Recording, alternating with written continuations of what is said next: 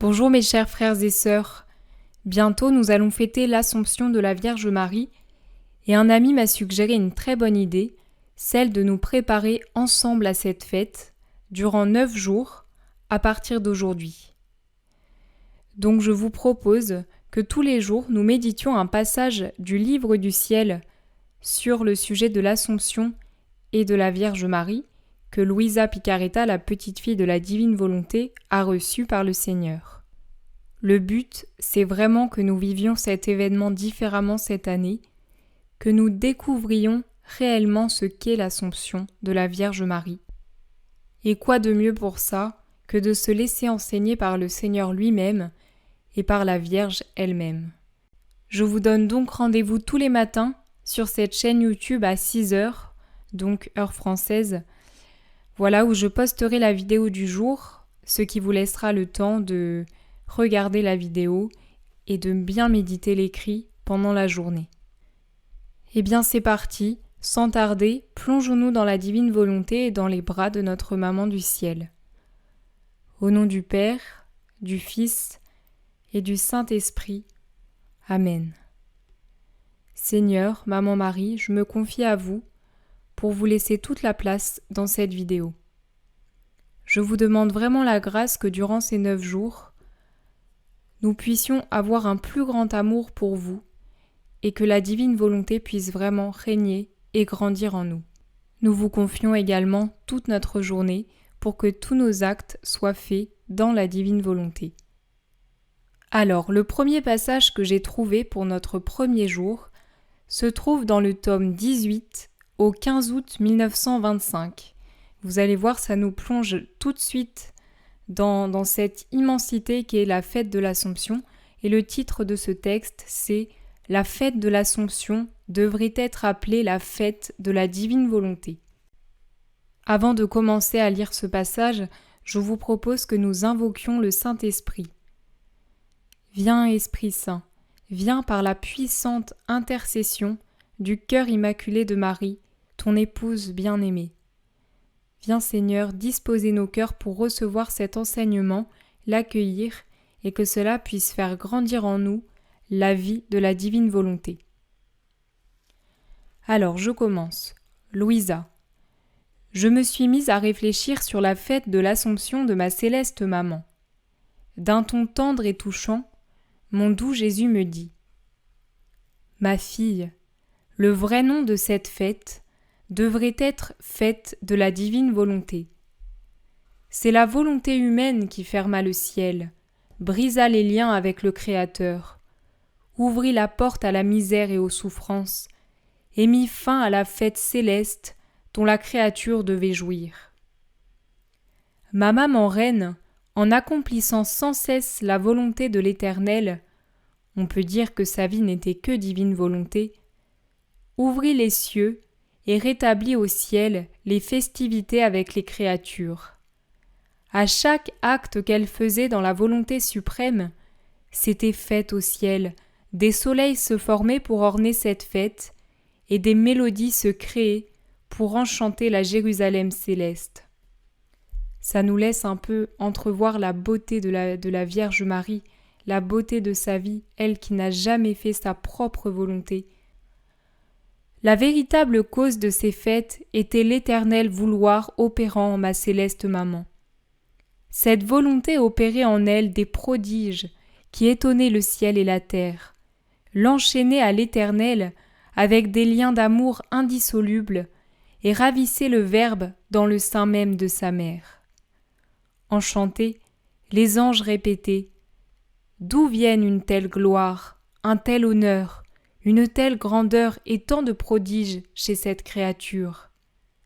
C'est pourtant de l'exil qu'elle provient. » Stupéfiés et tremblants, ils reconnaissaient que c'était la volonté de leur Créateur qui agissait en elle, et ils disaient « Saint, Saint, Saint, honneur et gloire à la volonté de notre souverain Seigneur. 3 fois sainte est celle qui laisse cette volonté suprême opérer en elle. » Par-dessus tout, c'est ma volonté qui est célébrée en la fête de l'Assomption de ma très sainte mère. C'est ma volonté qui a élevé ma mère à une telle hauteur. Tout ce qui aurait pu lui arriver n'aurait été rien sans les prodiges que ma volonté opérait en elle.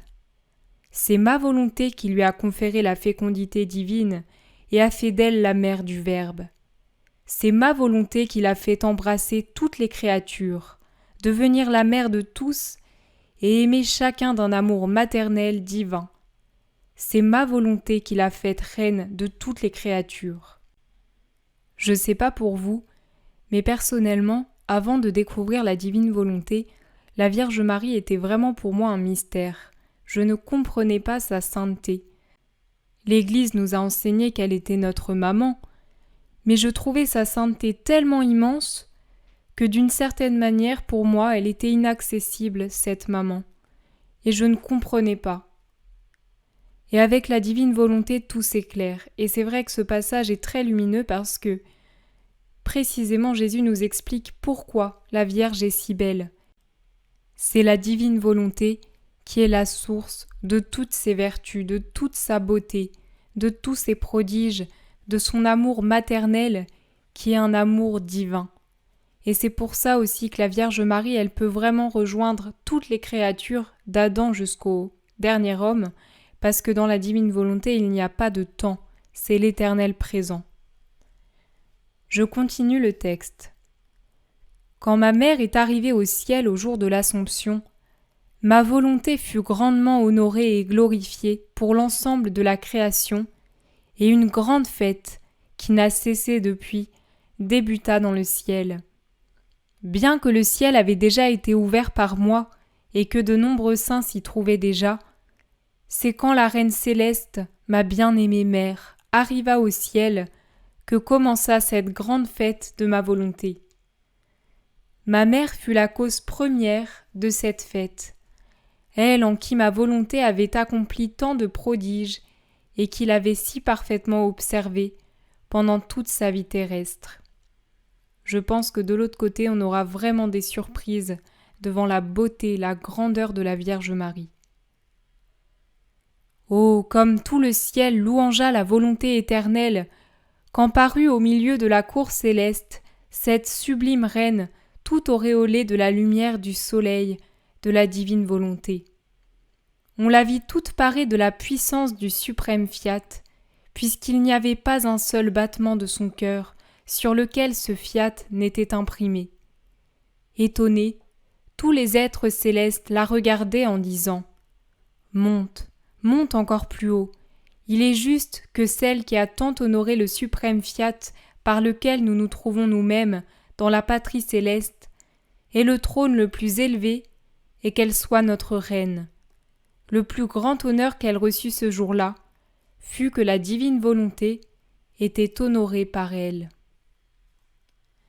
Voilà ce passage, il est vraiment magnifique. Nos frères protestants souvent ne comprennent pas notre amour pour la Vierge Marie. Ils ne comprennent pas et nous reprochent de l'idolâtrer.